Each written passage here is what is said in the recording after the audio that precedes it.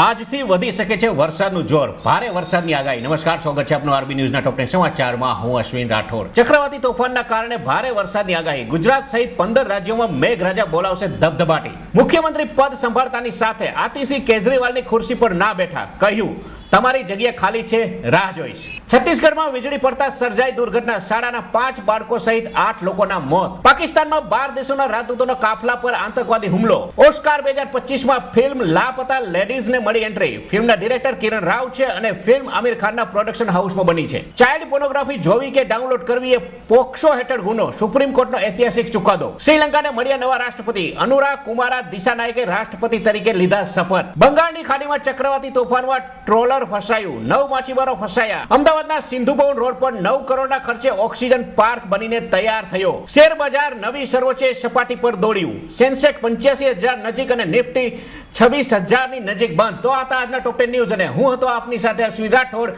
Jay Hind, Jay Bharat.